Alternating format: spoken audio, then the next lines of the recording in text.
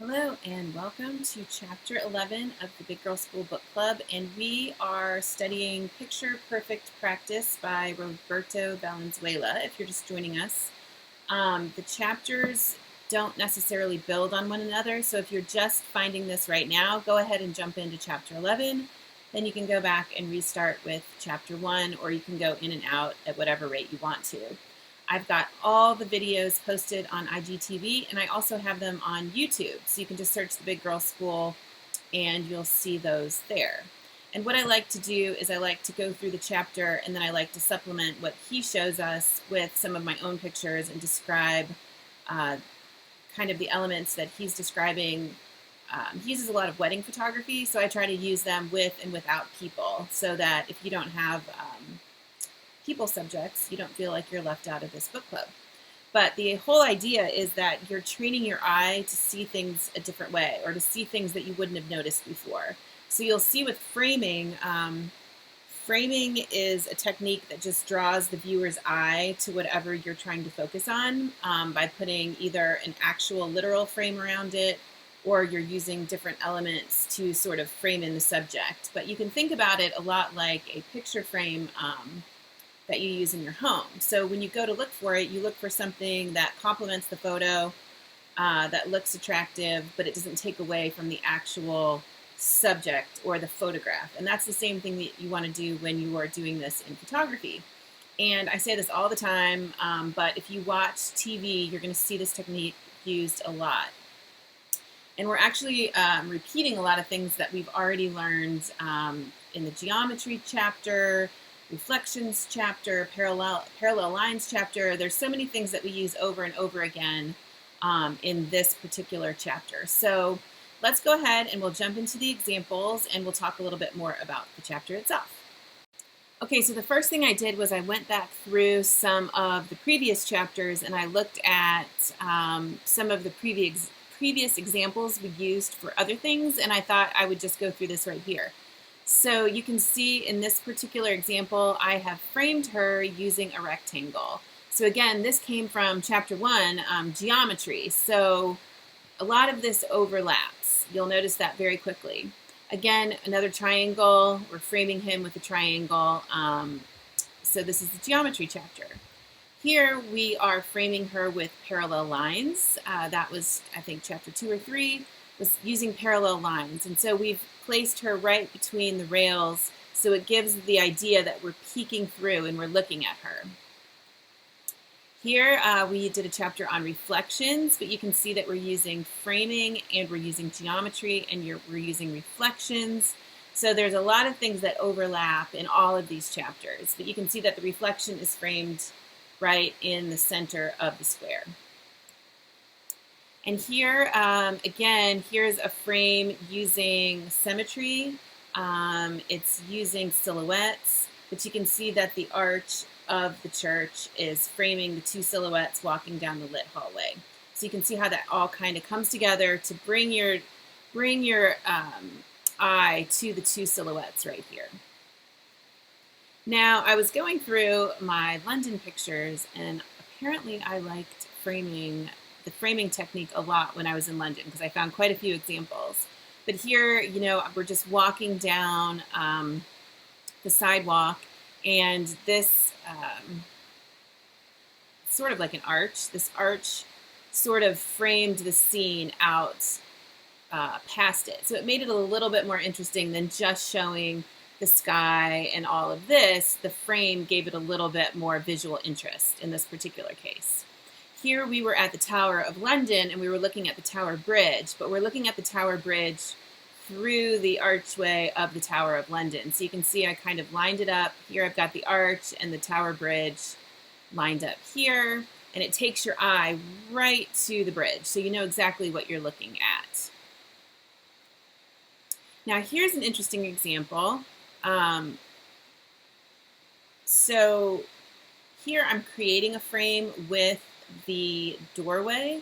So it's pretty much the same angle that I was taking the photo, but here I stepped back and I used a little bit of the door to create kind of a square frame, which gives you the feeling that you're looking through and you're peeking in. So whereas this is sort of a straight-on view, this is a view that gives you, it's kind of creating action inside the frame. That's what he calls it. So he gives an example where you're looking straight on at a bride looking at her dress, and then there's one where you're peeking through the doorway. So it almost gives it more of an intimate moment type feel. So you can see the difference just by adding a little bit of a frame and keeping it straight on. Now here, again, we're in London, we're in the London Eye, and here I used a double frame. This is example, a really great place to look is if you look at the Voice collection. If you just search the Voice collection, it's award-winning photographs that Click Magazine or Click Away or Clickin' Moms does. And there's some really cool double frames where you'll see kind of someone framed in the doorway and then you'll see them framed in the double room. So you get like a double action shot here. Here, I have two strangers kind of looking at London. They're observing. You can see he's looking this way, he's looking down, but I've used both of these window panes to sort of frame each subject. So it gives it just a little bit more of a visual interest. Here, I was shopping. I just happened to take my camera that day, and I saw this beautiful light coming through the window. Cameron was looking at the table, and the window frame was just kind of perfectly around her, and it made a nice composition. So that caught my eye. So then the other thing that, here's one more example of creating a frame. So I created the frame just using an open door.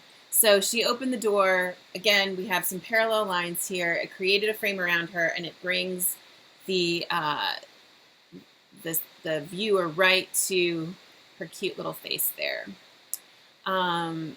Here's another one. The frame is actually a reflection of, I was on the outside of the window, and I was looking in at her, and some of the objects with both the depth of field made it blur out. And then there was some just depth there, and so I moved myself around so that I lined myself up so that she was right in the middle of the frame. And I think with all the colors and the textures and the depth, it brings your focus right to her. And in this particular case, I was shooting the turban that she's wearing, and so I want to bring the eye right to that, and I think that frame helps accomplish that.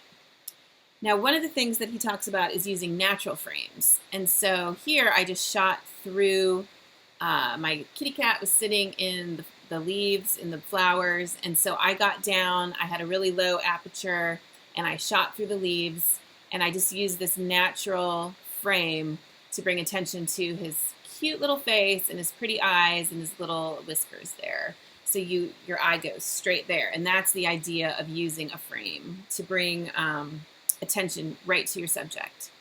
Now here, in this case, I did the same thing, except I had, you know those little flowers that you buy at Michael's, like out of the bucket? I just had like a white flower. I put my aperture on my camera really low, so I think I was using maybe an 85, 1.8, and I put it right at 1.8. In fact, here, I'll tell you what I was using. I was using an 85, 1.8 lens, and I put it to 2.0, so very shallow depth of field. And I shot through the flowers. So if these are the flowers, that's the little white that you see here. These are the Michael's flowers. I put them very close to my lens. I shot through, and I focused on her eyes. And so the flowers make a nice frame. They bring attention to her beautiful eyes, and it adds some depth and texture to the picture. So this is another way that you can use objects to create a frame, and you would never know that this was something that I was holding, that I bought at a store, because you just blur out exactly what it is. Here I used the trees, the lit up trees, and I peeked through and I got a picture of the waterfall. So having the trees kind of line up brings your eyes right to the waterfall. Now, if I could improve this, I would maybe have the leaves not so bright, because your eye is drawn to the brightest part of the picture. So if I could do this differently, here's what I would change. I would have the water brighter, maybe if the sun was hitting the water, and I'd have the leaves a little bit darker, because really I want my eye to go right to the waterfall. So that would be my critique of this picture and how I could make it better. Here I used sort of the natural arch of the tree. We were up on Sugarloaf Mountain on the other side of Rio, and this tree was up there, and it made this perfect little arch over the mountain. And here you can see, here's the famous Christ the Redeemer statue. So this kind of just framed the entire mountain, the city. It brings your eyes right in to what you should be looking at, and it gives you a little bit of visual interest. Here's one of my favorite photos of Caroline, and they talk about using people to create a frame. So using people around to bring attention to the subject, and that's exactly what I did here. I focused on her eye, so that's very in focus, and I used a very shallow depth of field, 2.8 aperture, and I used a long lens. So I was actually standing pretty far away from them, so I was able to get her really, really in focus, not interrupt the action because I was standing pretty far away. And then these guys are blurred out enough to know that it's two people standing there, but not so much that they're defined and take away from the subject, which is her and her cool smile and her bright eyes. So that's another way to create a frame, is by, shooting through people, through their shoulders, through their faces. So experiment with that. That's kind of fun. Here, Cameron's arms actually made a frame around her head. So she was taking a selfie and I was trying to capture that. I focused in on her eyes, and her arms just created a natural frame around her head, which brings your attention right to her face. Now here's one that I wanted to show you. Kind of, he talks about kind of pulling back, and then I guess he calls it not giving it any context. So here, there's not a lot of context. I can see there's barrels. I can see it's in another room. But if I pull back and I show kind of the frame around here, you can see that I'm in a building. These are in a separate room. It's a private room. It gives you a little bit more context. So it's not necessarily that one is better than the other. Sometimes you can use this. You could use the photo on the right to kind of show the detail, and then you pull back and you frame out the detail to show it in a larger context, if that makes sense. Now here's just a couple little fun ones. Here we were down at the High Museum, and you could shoot through here. So this is kind of an obvious one. It's a window frame. But I just made sure I moved around until she was standing right here, and it had this pretty sun hitting the roof of the art installation, and then it was also lighting up her hair, which shows her through the window. And this is actually kind of like a little flat board there.